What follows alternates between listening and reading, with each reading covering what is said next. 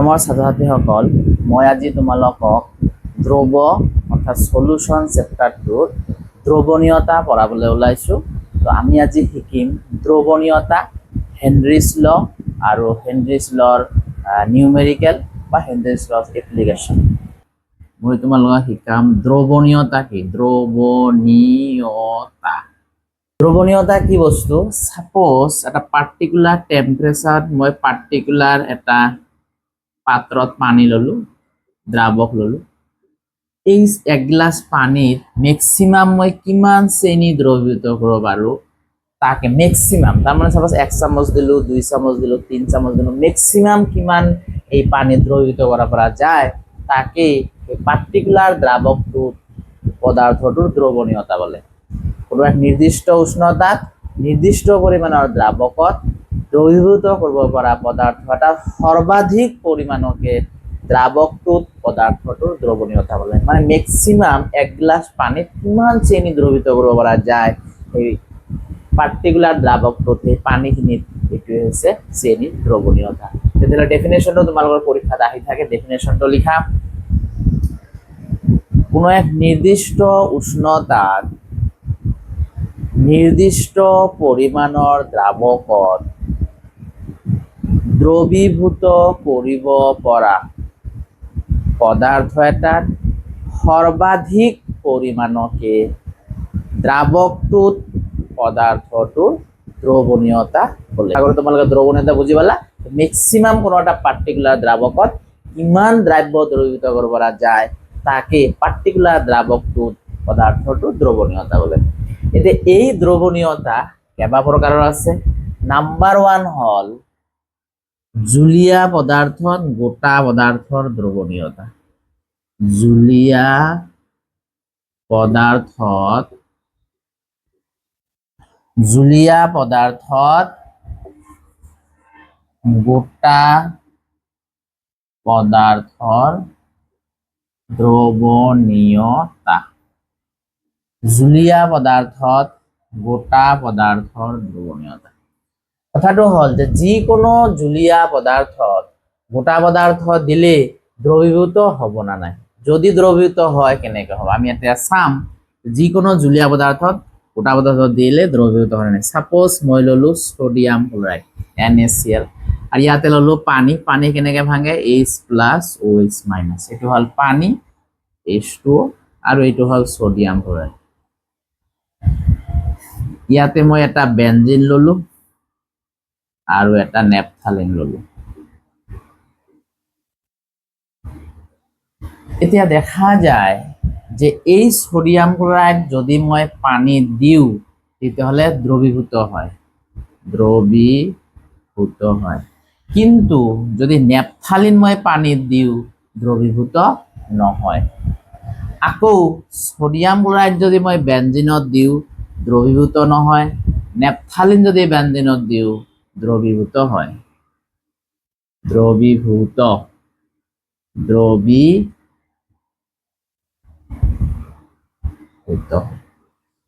তেতিয়াহ'লে এটা কথা লক্ষ্য কৰা যে সোডিয়াম ক্লোৰাইড যেতিয়া মই পানীত দিছো বঢ়িয়াকে দ্ৰৱীভূত হৈছে, একে সোডিয়াম ক্লোৰাইড যদি মই বেনজিনত দিছো দ্ৰৱীভূত হোৱা নাই।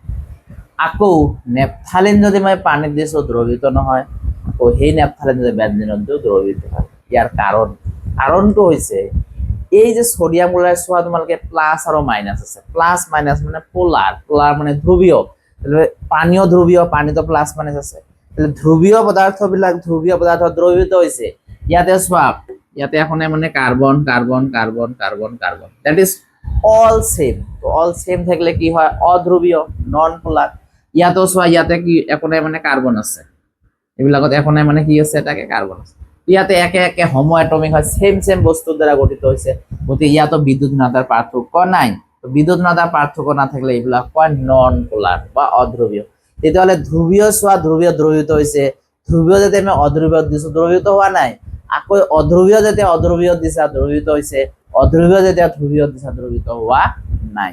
ইয়াৰ কাৰণ এইটোৱেই। তেতিয়াহ'লে আমি বুজি পালো যে ধ্ৰুৱীয় পদাৰ্থবিলাক ধ্ৰুৱীয় দ্ৰাৱকত দ্ৰৱীভূত হ'ব পাৰে আৰু অধ্ৰুৱীয় পদাৰ্থবিলাক অধ্ৰুৱীয় দ্ৰাৱকত দ্ৰৱীভূত হ'ব পাৰে। যিকোনো পদাৰ্থ জুলীয়া পদাৰ্থ দিলেই দ্ৰৱীভূত হ'ব নোৱাৰে। তেতিয়াহ'লে অলপমান তোমালোকে সেন্টেন্স লিখি লোৱা। লিখা, যিকোনো জুলীয়া পদাৰ্থত গোটা পদাৰ্থ দিলেই দ্ৰবীভূত নহয়।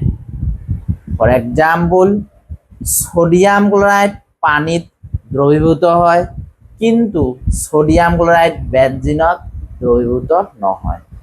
আকৌ নেপথালিন বেঞ্জিনত সহজে দ্ৰবীভূত হয়, কিন্তু নেপথালিন পানীত দ্ৰবীভূত নহয়। ইয়াৰ দ্বাৰা এইটোৱে প্ৰমাণিত হ'ল যে ধ্ৰুৱীয় পদাৰ্থ ধ্ৰুৱীয় দ্ৰাৱকত আৰু অধ্ৰুৱীয় পদাৰ্থ অধ্ৰুৱীয় দ্ৰাৱকতহে দ্ৰবীভূত হ'ব পাৰে। আশা কৰোঁ তোমালোকে এইখিনি বুজি পালা।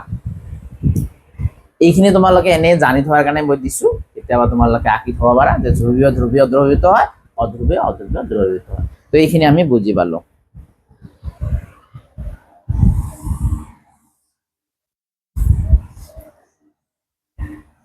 দ্ৰবণ বা দ্ৰবণ কাৰ্য,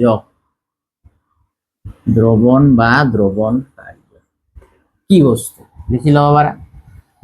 এবিধ কঠিন পদাৰ্থ কোনো দ্ৰাৱকত দ্ৰবীভূত কৰিলে দ্ৰব্যটোৰ কিছু অংশ দ্ৰবীভূত হয় আৰু দ্ৰৱটোত দ্ৰব্যটোৰ গাঢ়তা বৃদ্ধি পায়।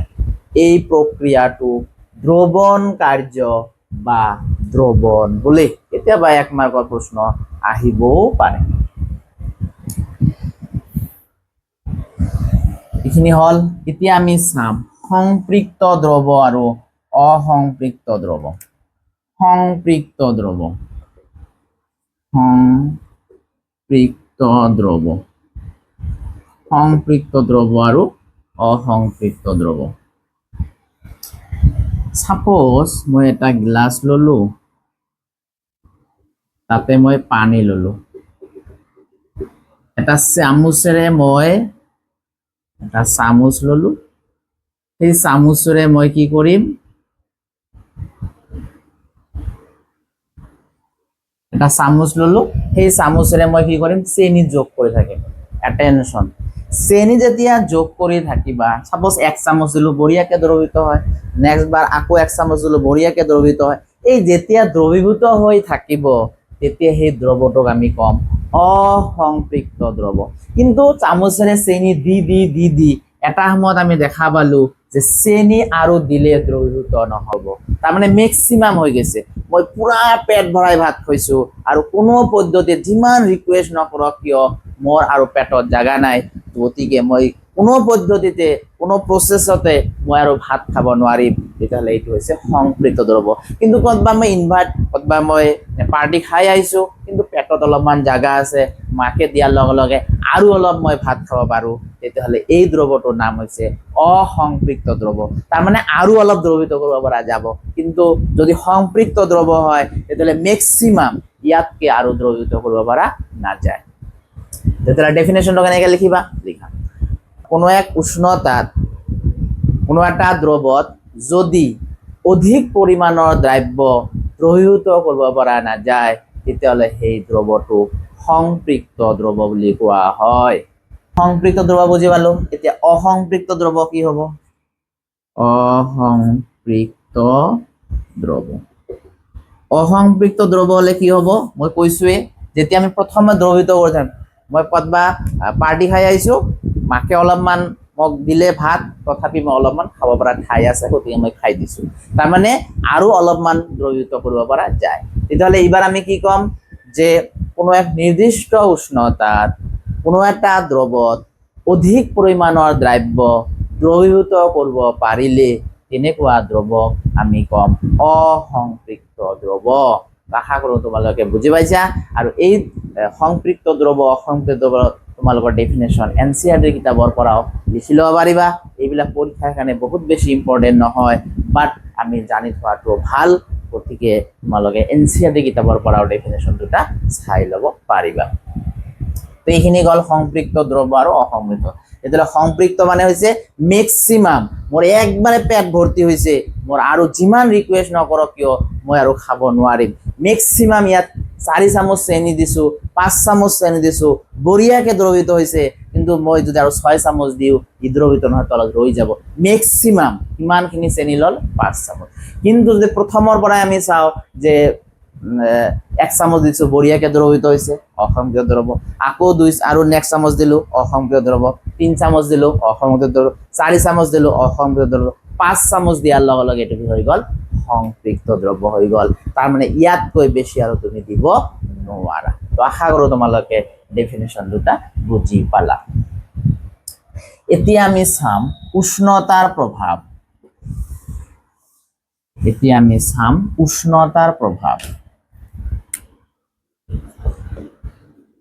উষ্ণতাৰ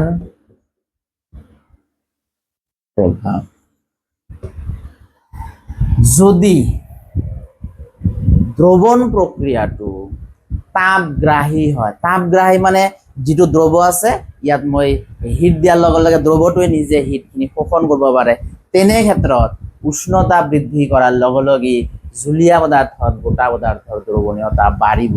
তোমালোকে লিখি লোৱা, যদি দ্ৰৱণ প্ৰক্ৰিয়াটো তাপগ্ৰাহী হয় তেন্তে উষ্ণতা বৃদ্ধিৰ লগে লগে জুলীয়া পদাৰ্থত গোটা পদাৰ্থৰ দ্ৰৱণীয়তা বাঢ়িব।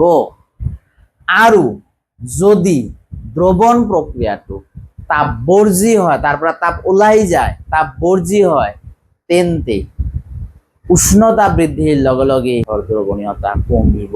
এই দুটা পইণ্ট তোমালোকে ভালকে মনত ৰাখিবা, ইয়াৰ পৰা কেতিয়াবা 1 মাৰ্কৰ প্ৰশ্ন আহিব পাৰে। এইখিনি গ'ল আমাৰ জুলীয়া পদাৰ্থত গোটা পদাৰ্থৰ দ্ৰৱণীয়তা। এই পাঠটোৰ পৰা বহুত বেছি প্ৰশ্ন অহা দেখা নাযায়, তথাপিও তোমালোকে অলপ ভালকে চাই থবা। নেক্সট আমি চাম জুলীয়া পদাৰ্থত গেছীয় পদাৰ্থৰ দ্ৰৱণীয়তা।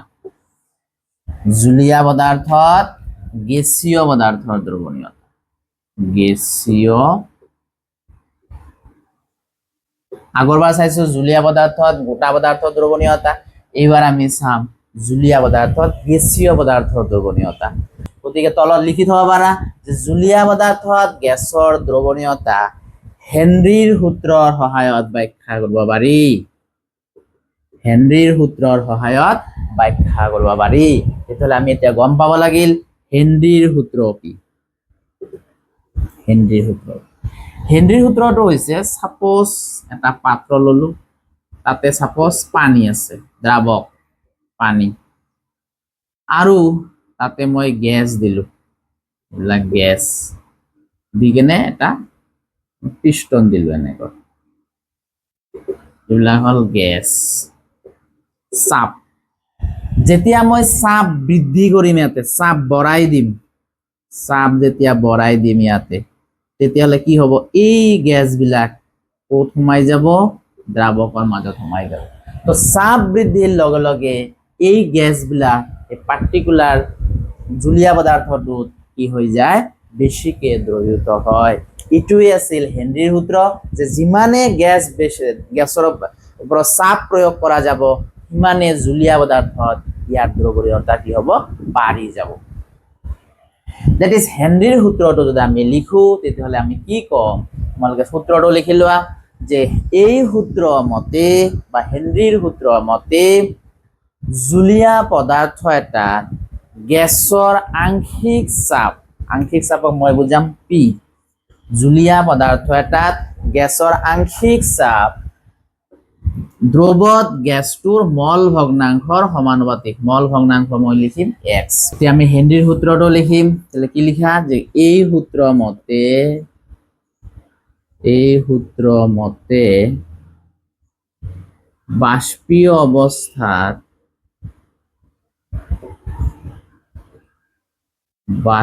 অবস্থাত গ্যাস এটার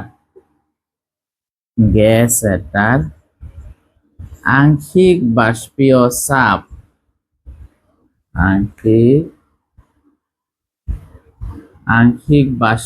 চাপ দ্রবত গ্যাসটোর মল ভগ্নাংশৰ সমানুপাতিক। মল ভগ্নাংশ ব্ৰেকেটত x দিব পাৰা, মল ভগ্নাংশ ব্ৰেকেটত xৰ সমানুপাতিক। যে আংশিক বাষ্পীয় অৱস্থাত গেছ এটাৰ আংশিক চাপ দ্ৰৱত গেছটোৰ মল ভগ্নাংশৰ সমানুপাতিক, অৰ্থাৎ p proportional to x। p হল বাষ্পীয় চাপ, f হৈছে মল ভগ্নাংশ। এটা ধ্ৰুবক, ইটো উঠাই গলে এটা ধ্ৰুবক দিব লাগিব, দ্যাট ইজ কল k। যেহেতু আমি হেনৰিৰ সূত্ৰ পঢ়িছো গতিকে h। গতিকে আমাৰ ফৰ্মুলাটো হল p ইকুয়াল টু kh(x). পৰীক্ষাৰ কাৰণে খুব ইম্পৰ্টেন্ট যে হেনৰিৰ সূত্ৰ লিখা। তাহলে কি লিখিবা? এই সূত্ৰ মতে বাষ্পীয় অৱস্থাত গেছ এটাৰ আংশিক চাপ দ্ৰৱত গেছটোৰ মল ভগ্নাংশৰ সমানুপাতিক। আশা কৰো তোমালোকে বুজি পালা। এতিয়া এই কেছৰ পৰা তলত লিখি থোৱা, যত kh হল হেনৰিৰ সূত্ৰ ধ্ৰুৱক, যত kh হল হেনৰিৰ সূত্ৰ ধ্ৰুৱক। এই কেছৰ পৰা প্ৰায় পৰীক্ষাত এটা প্ৰশ্ন অহা দেখা যায়। কি প্ৰশ্ন আহে? সো ইয়াৰ কেছৰ পৰা প্ৰায় এটা প্ৰশ্ন অহা দেখা যায়, গতিকে তোমালোকে এটা ষ্টাৰ মাৰি লিখি থব পাৰা যে kh মান যিমানে বেছি হয় জুলীয়া পদাৰ্থত গেছৰ দ্ৰৱণীয়তা,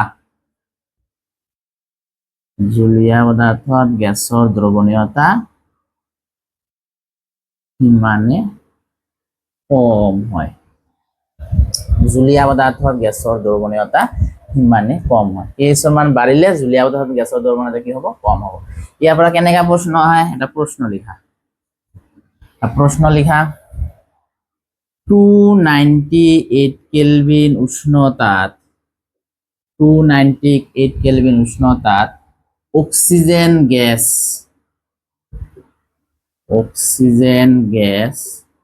আৰু নাইট্ৰজেন গেছৰ kh মান ক্ৰমে ইমান 34.86 কেলভিন বাৰ আৰু 76.48 কেলভিন বাৰ হলে কোনটো গ্যাস পানীত সহজে দ্ৰৱীভূত হ'ব? কোনটো গ্যাস পানীত সহজে দ্ৰৱীভূত হ'ব? 298 কেলভিন উষ্ণতাত অক্সিজেন গ্যাস আৰু নাইট্ৰজেনৰ গেছৰ kh মান কৰে 34.86 কেলভিন বাৰ আৰু 76.48 কেলভিন বাৰ হলে কোনটো গ্যাস পানীত সহজে দ্ৰৱীভূত হ'ব? আমি অলপ আগত পাইছো যে kh মান যিমান বেছি হয় দ্ৰৱণতা সিমান কম হয়। তেতিয়াহ'লে ইয়াত দ্ৰৱণতা কম, কাৰণ kh ইয়াত বেছি, তাহলে ইয়াত দ্ৰৱণতা কম। এইটো আছে নাইট্ৰজেন গ্যাস, তাহলে নাইট্ৰজেন দ্ৰৱণতা কম হ'ব। কিন্তু আমাক কৈছে দ্ৰৱণতা বেছি হ'ব লাগিলে উল্টা হ'ব লাগিব, যিমান বেছি সিমান কম। যিমান kh কম সিমান দ্ৰৱণতা বেছি, তাহলে kh কম কার? অক্সিজেন। তাহলে আমার অ্যানসারটো হ'ব অক্সিজেন। কিয় অক্সিজেন অ্যানসার হল? কারণ অক্সিজেনের kh কম। যার kh বেশি তার দ্রবণীয়তা কম, যার kh কম তার দ্রবণীয়তা বেশি। তো যেহেতু অক্সিজেনের kh কম, গতিকে অক্সিজেন গ্যাস পানীত কি হ'ব? নাইট্রোজেন গ্যাসতকৈ বেশি পরিমাণে দ্রবীভূত হ'ব। তো এনেকুৱা এটা প্ৰশ্ন প্ৰায় অহা দেখা যায়। তো আশা কৰো তোমালোকে এইটো বুজি পালা। নেক্সট হেডিং দিয়া উষ্ণতাৰ প্ৰভাৱ।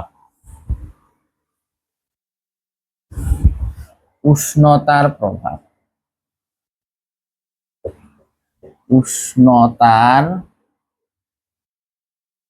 প্ৰভাব, উষ্ণতাৰ প্ৰভাব।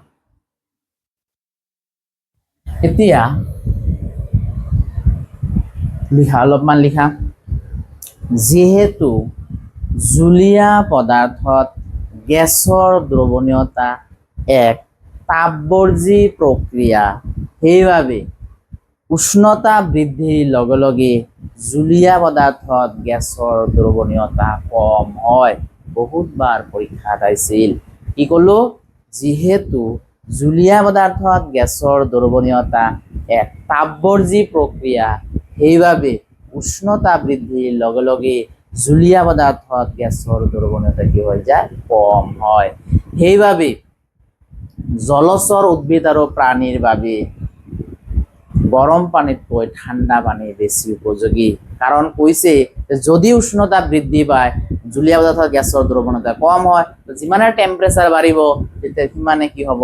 পানীত গেছৰ অভাৱ ঘটিব, সিমানে মাছ কাছ ঘৰিয়াল থাকে শান্তি নাপাব। যিমানে ঠাণ্ডা থাকিব, ঠাণ্ডা থাকিলে কি হ'ব? তোমালোকৰ বেছিকে কি হ'ব? পানীত গেছ থাকিব, গতিকে মাছ কাছ ঘৰিয়াল আদি জলচৰ উদ্ভিদবিলাক থাকি ভাল পাব। এনেকুৱা টাইপৰ প্ৰশ্ন কেতিয়াবা পৰীক্ষাত আহিব পাৰে যে জলচৰ উদ্ভিদ আৰু প্ৰাণীৰ বাবে গৰম পানীতকৈ ঠাণ্ডা পানী কিয় বেছি উপযোগী? কাৰণ এই কাৰণে উপযোগী কাৰণ উষ্ণতা বঢ়াৰ লগে লগে জুলীয়া পদাৰ্থত গেছৰ দ্ৰৱণতা কি হৈ যায়? কমি যায়। সেইকাৰণে জলচৰ উদ্ভিদ আৰু প্ৰাণীৰ বাবে গৰম পানীতকৈ ঠাণ্ডা পানী বেছি উপযোগী। তো আশা কৰো তোমালোকে বুজি পালা।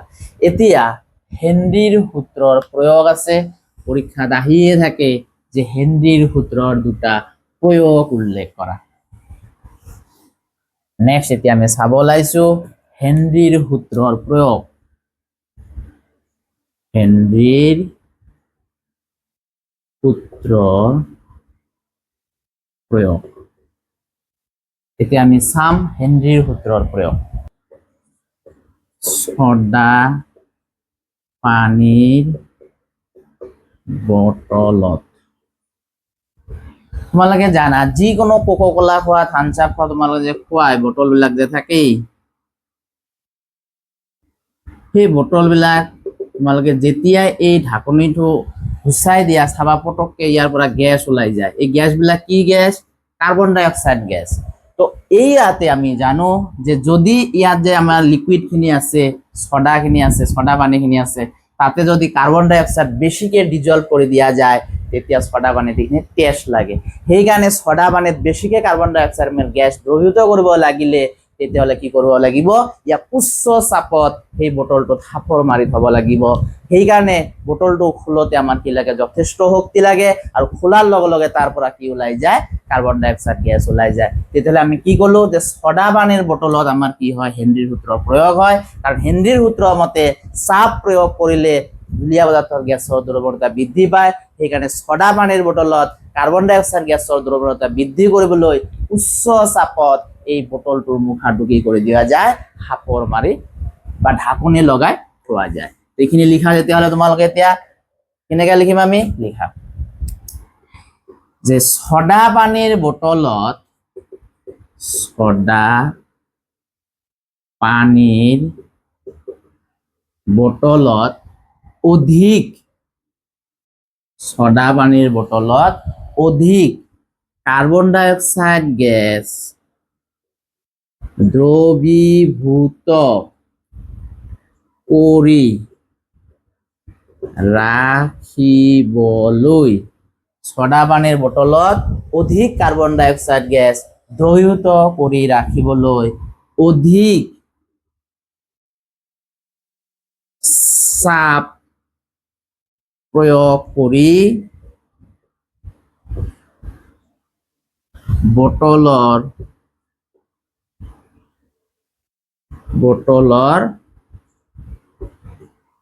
সাপৰ মাৰি হ'ব লাগে। ছডা পানীৰ বটলত অধিক কাৰ্বন ডাই অক্সাইড গেছ দ্ৰৱীভূত কৰি ৰাখিবলৈ অধিক চাপ প্ৰয়োগ কৰি বটলত সাপৰ মাৰি থোৱা হয় বা থব লাগে।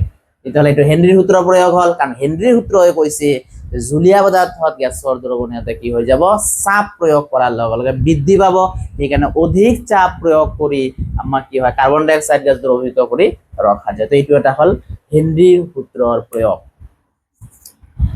2 নম্বৰ প্ৰয়োগ হৈছে তোমালোকে জানা যে ডুবাৰু বিলাকে যেতিয়া পানীৰ তললৈ যায় তেতিয়াহলে কি হয় পানীৰ তললৈ যিমানে যোৱা যায় সিমানে কি হৈ যায় চাপৰ পৰিমাণ বৃদ্ধি পায় চাপৰ পৰিমাণ যিমানে বৃদ্ধি হ'ব আমাৰ তেজত কি হ'ব নাইট্ৰজেন গেছ অক্সিজেন গেছ যিবিলাক গেছ থাকে সেই গেছৰ দ্ৰৱণীয়তা কি হ'ব যথেষ্ট বৃদ্ধি হ'ব ইটোৱে হৈছে আমাৰ হেনৰীৰ সূত্ৰ তো তাতো চোৱা তোমালোকে হেনৰীৰ সূত্ৰ প্ৰয়োগ কৰা যায় কিন্তু যেতিয়া তোমালোকে জানা যে যেতিয়া এই মানুহজনে ওপৰলৈ উঠি আহিব তেতিয়াই কি হ'ব চাপৰ পৰিমাণ যথেষ্ট কমি যাব আৰু আমি গম পাইছো একৰ্ডিং টু হেনৰী ল চাপৰ পৰিমাণ যিমানে কমি যাব সিমানে জুলীয়া পদাৰ্থৰ গেছৰ দ্ৰৱণীয়তা কমিব দ্যাট মিন্স তেজৰ পৰা আমাৰ কি হ'ব গেছ বিলাক বাহিৰলৈ ওলাই আহিব এনেকে বাহিৰলৈ ওলাই আহতে যদি নাইট্ৰজেন গেছ ওলাই আহে তেতিয়া সেই নাইট্ৰজেন গেছৰ বুৰবুৰণিৰ সৃষ্টি হয় যাৰ ফলত মানুহজন দুৰ্বল হৈ পৰি যায় আৰু ইভেন কি মানুহজন মৃত্যু মুখত পৰিব পাৰি এই প্ৰব্লেমৰ পৰা হাত সাৰিবলৈ আমি কি কৰো অক্সিজেন গেছৰ টেংকিত যেটো আমি টেংকি লৈ যোৱা যায় অক্সিজেন গেছৰ টেংকিত কিছু পৰিমাণে কি কৰিব লাগে হিলিয়াম গেছ ভৰাই ল'ব লাগে ইটোৱে হৈছে হেনৰীৰ সূত্ৰৰ 2 নম্বৰ প্ৰয়োগ 2 নম্বৰটো কি হ'ব চাপ বৃদ্ধিৰ ফলত গেছৰ দ্ৰৱণীয়তা কমি যায়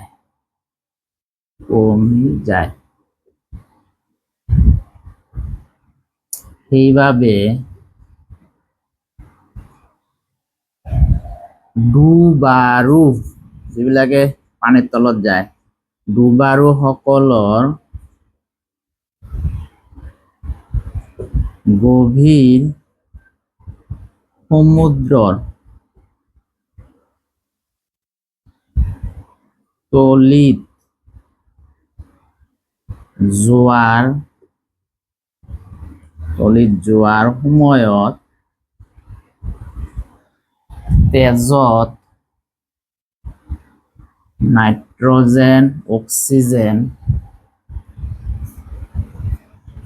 আদি গেছৰ দ্ৰৱণীয়তা বৃদ্ধি পায় কিন্তু ডুবাৰুসকলে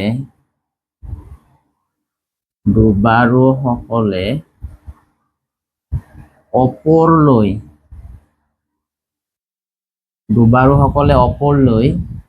ঘূৰি অহাৰ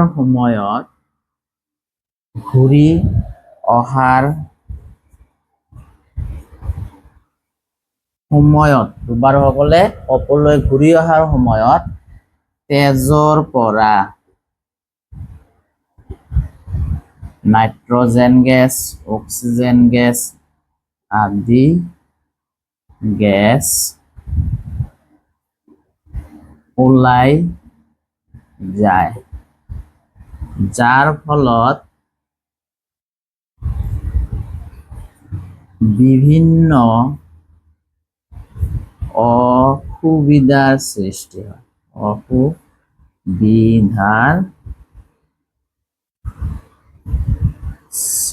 হয়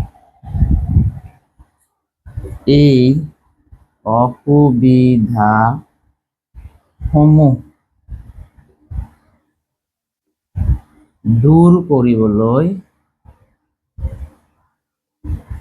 অসুবিধাসমূহ দূৰ কৰিবলৈ অক্সিজেন গেছ সিলিন্ডাৰত হিলিয়াম গেছ ভৰাই লোৱা হয়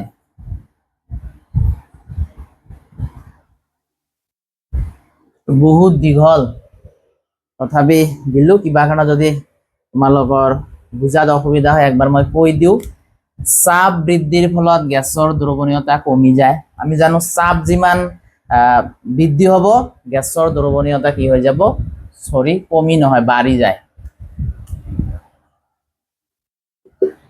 চাপ বৃদ্ধিৰ ফলত গেছৰ দ্ৰৱণীয়তা বাঢ়ি যায়, যিমান চাপ দিম গেছৰ দ্ৰৱণীয়তা সিমান বাঢ়িব।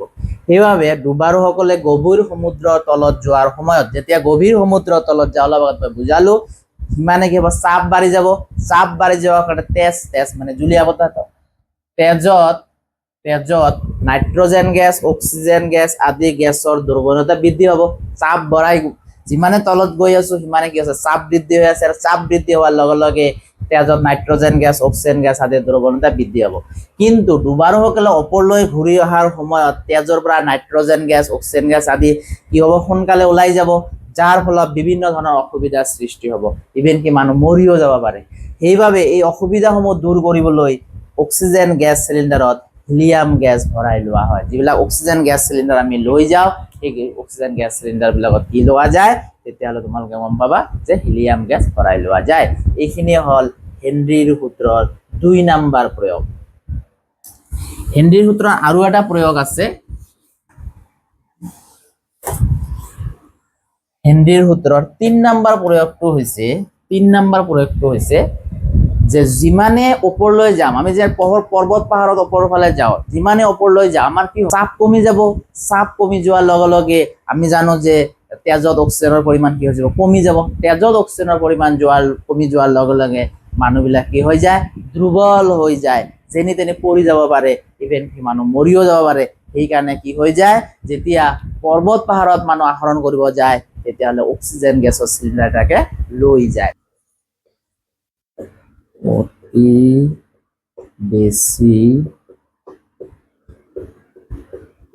অতি বেছি উচ্চতাত তেজত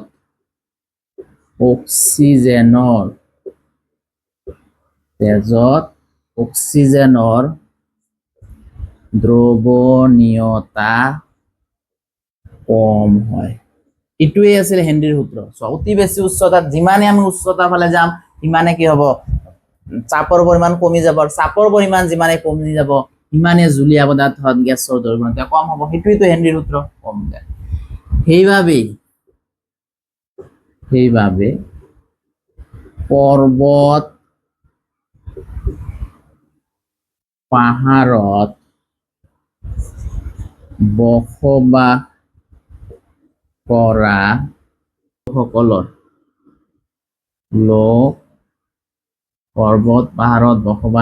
লোকসকলৰ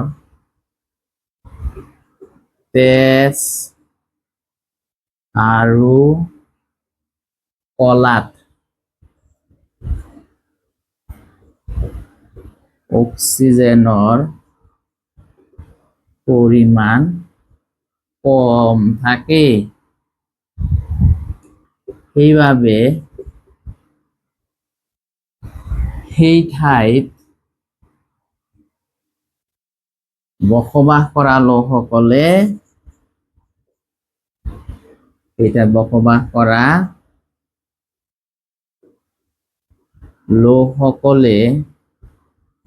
শুদ্ধকৈ চিন্তা কৰিব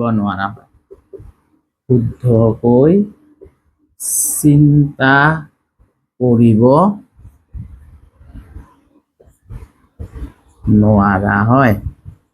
এই প্ৰব্লেমটো কি কয়, এনক্সিয়া কয়। ইয়াকেই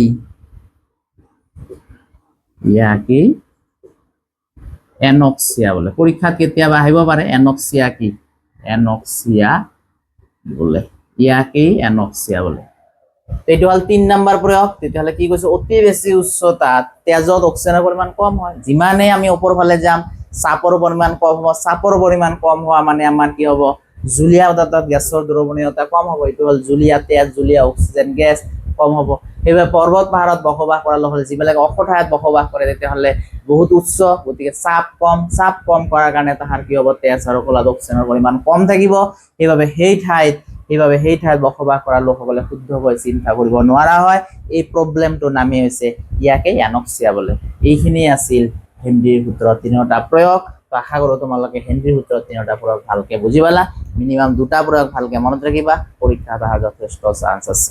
হেনৰীৰ সূত্ৰৰ গণিত আমি চাম কেইটামান এনচিআৰটি কিতাপত আছে আমি এতিয়া এনচিআৰটি কিতাপৰ সেই প্ৰশ্নসমূহ সলভ কৰি দিয়া ট্ৰাই কৰিম প্ৰশ্নটো আছে তোমালোকৰ নতুন কিতাপ হলে উদাহৰণ 1.4 আৰু পুৰণা কিতাপ হলে 2.4 কি প্ৰশ্ন দিছে প্ৰশ্নটো হল 293 কেলভিন উষ্ণতাত 293 কেলভিন উষ্ণতাত পানীৰ মাজেৰে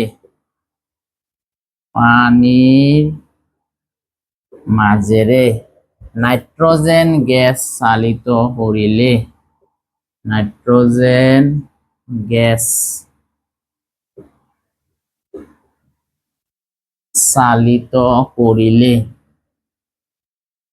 নাইট্ৰজেন গেছ চালিত কৰিলে 1 লিটাৰ পানীত 1 লিটাৰ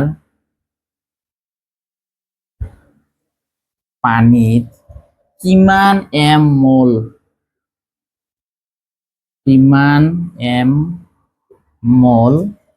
N2 গেছ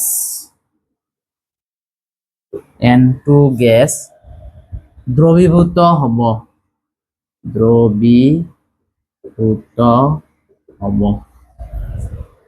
ধৰা নাইট্ৰজেন গেছৰ আংশিক চাপ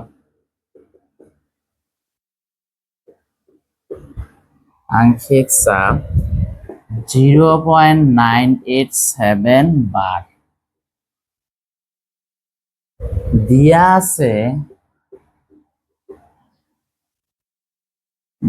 আছে যে 293 কেলভিন উষ্ণতাত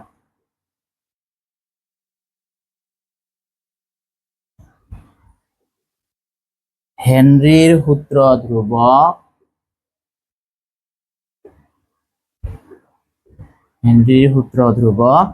76.48 কিলোবাৰ কিছুমান কিতাপতে K2 নাই এটো না থাকলে তোমালোকে লিখি লবা এটো কয় কিলোবাৰ তো এটো হল আমাৰ প্ৰশ্ন আমি তেতিয়াহলে আমি এতিয়া ইয়াৰ সলিউশন লিখিম ইয়াত দিয়া আছে কি কি আমি চাব লাগিব দিয়া আছে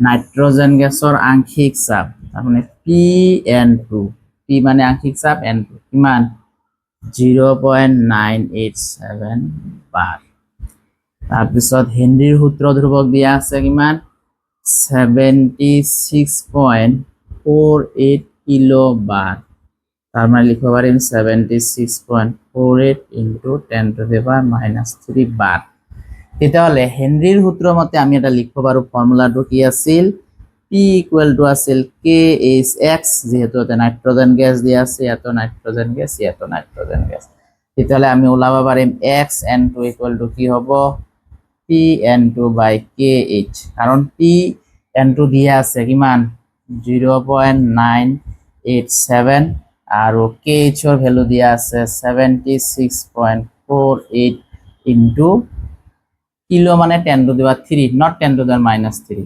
into 10 to the power 3 মানে 1 কিলো মানে 1000 ওদিকে আমরা 10 to the power 3 তো এইখিনি যোগ বিয়োগ করলে আমি পাম 1.29 into 10 to the power -5 তো এইখিনি আমার XN2 হয়ে গেল এতিয়া আমার 1 লিটার পানি আছে যেহেতু 18 ml পানি মানে কিমান 18 ml পানি equal to 1 মল পানি 18 ml পানি মানে 1 মল পানি therefore 1000 ml পানি equal to কিমান হবে 1000 divided by 18 equal to 55.5 মল পানি পানির মল ওলাই গল therefore NH2 আমি কি লিখব পারিম 55.5 এতিয়া XN2 equal to কি হবো NN2 by NN2 plus NH2 যদি NN2 very less than NH2 হয় মনত ৰাখিবা তোমাৰ লগত 1000 টকা আছে আৰু 1 টকা আছে। কোনোবাই যদি সুধে যে তোমাৰ লগত কিমান টকা আছে, তুমি ক'বা 1000 টকা আছে, 1 টকাটো আমি নকওঁ, সেইকাৰণে সৰুটোক আমি নেগলেক্ট কৰিব পাৰোঁ, সেইটো আমি নেগলেক্ট কৰোঁ। কিন্তু মনত ৰাখিবা যোগ বিয়োগ হ'লে নেগলেক্ট হয়, ডিভাইড থাকিলে নেগলেক্ট নহয়। তো আমি এইটো নেগলেক্ট কৰিব পাৰিম। তেতিয়াহ'লে আমাৰ কি হ'ব NN2/NH2। তেতিয়াহ'লে n ইয়াত ছাফিক্স n2, তেতিয়াহ'লে আমাৰ ইয়াৰ পৰা লিখিব পৰা যায় therefore NN2 ইকুৱেল টু কিমান হ'ব XN2 প্লাছ NH2। এই NN2 আমাৰ হাতত আছে, চোৱা XN2 কিমান XH2 1.29 ইনটু 10⁻⁵ আৰু n পানী কিমান, n পানী হৈছে 55.5 মল। তেতিয়াহ'লে এইখিনি যোগ বিয়োগ পূৰণ হৰণ কৰিলে আমি পাম 71.569 ইনটু 10⁻⁵ ইমান মল। Therefore 1 লিটাৰ দ্ৰৱত থকা নাইট্ৰজেন গেছৰ এই n মানে মল বা পৰিমাণ ইকুৱেল টু কিমান, এইখিনি 71.569 ইনটু 10⁻⁴ ইমান মল। এতিয়া আমাৰ প্ৰশ্নটো হৈছে মিলিমল, গতিকে ইয়াক আমি মিলিমল কৰিম। মিলিমল কৰলে কিমান হ'ব 71.569 মানে 6 ধৰি দিলো, এটা ঘৰ বাদ গ'ল, ইনটু 10⁻⁵ মিলি হলে কিমান হ'ব 10⁻³ মিলি মল। এইটো আমি বনাই ললো মিলি মল। এতিয়া এইটো করলে হ'ব 10⁻², 10⁻² এর আগত দিলে হ'ব 0.716 মিলি মল। 0.716 কেনে গম পালা, এই 10⁻⁵ ইয়াত আছে 10⁻³ তাহলে 10⁻², এই 10⁻² আগত 2 ঘর আগত পয়েন্ট দিছো, এখানে ঠিক আছে। বা এনেকা লিখব পারা 71.6 ইনটু 10⁻² মিলি মল। এইটোৱে হল তোমালোকৰ এনসাৰ। তো আশা কৰো তোমালোকে এনসাৰটো বুজি পালা কেনেকে হল। তো প্ৰথমতে আমি এপি নাইট্ৰজেন আংশিক চাপ দিয়া আছে ললো, হেনৰিৰ সূত্ৰ দুৰ্বক দিয়া আছে ললো, তাৰপিছত এটা হেনৰিৰ সূত্ৰৰ মতে কি আছিল P = KH, গতিকে যেহেতু নাইট্রোজেন গ্যাস আছে গতিকে নাইট্রোজেন আমি দি দিছো ইয়াতে। তেতিয়াহ'লে KH এর মান দি আছে ইয়াতে XN2 ওলাই গ'ল। এতিয়া 1 লিটাৰ পানীত আমি পানীৰ মল বাহিৰ কৰি ললো, therefore নাইট্ৰোজেন গ্যাসৰ মল ভগ্নাংশ ইকুৱেল টু যাৰ মল ভগ্নাংশ লাগে তাৰ মল ডিভাইডেড বাই মুঠ মল মানে নাইট্ৰোজেনৰ মল আৰু পানীৰ মল। আমি ধৰি লৈছো নাইট্ৰোজেনৰ মলটো পানীৰ মলতকৈ বহুত সৰু, কাৰণ পানীটো 55.6 আছে, সেইকাৰণে আমি সৰু বুলি ধৰি লৈছো। গতিকে তলটো নেগলেক্ট হৈ গ'ল, থাকিল কি NN2 আৰু NH2। ইয়াৰ পৰা আমি NN2 বাহিৰ কৰিলে দুটা বজ্ৰ পূৰণ হ'ব, কাৰণ ইয়াতে আমি এনেকৈ লিখিব পাৰো বজ্ৰ পূৰণ কৰিলে কি হ'ব তোমাৰ NN2 হ'ব, আৰু এইটোৰ লগত এইটো পূৰণ হ'ব। ইয়াৰ ভ্যালুটো আমি অলৰেডি ওলাই লৈছিলো, ইয়াৰ ভ্যালুটো আমাৰ এইটো আছে, পূৰণ কৰি দিছো ইমান মল। এইটোই আমাৰ এনসাৰ হলহেতেন, কিন্তু যেহেতু মিলিমল দিছে সেইকাৰণে আমি লিখছো 1 লিটাৰ দ্ৰৱত থকা নাইট্ৰোজেন গ্যাসেৰ পৰিমাণ 71.569 মল, এইটোই এনসাৰ। কিন্তু মিলিমল কৰিব লাগে 10⁻³ পূৰণ কৰিব লাগে, আলটিমেটলি আমাৰ এনসাৰটো হৈ গ'ল। তো আশা কৰো তোমালোকে প্ৰশ্নৰ এনসাৰটো বুজি পালা।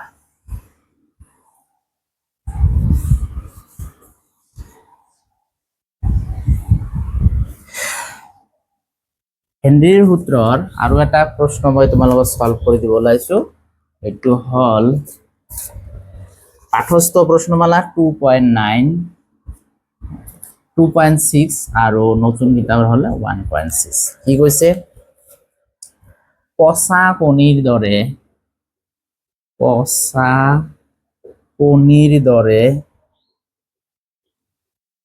গোন্ধযুক্ত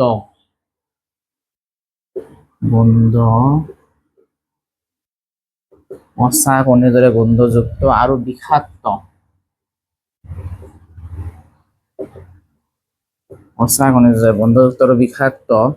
H2S গ্যাস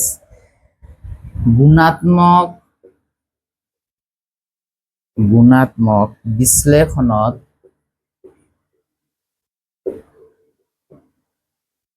ব্যবহাৰ কৰা হয়,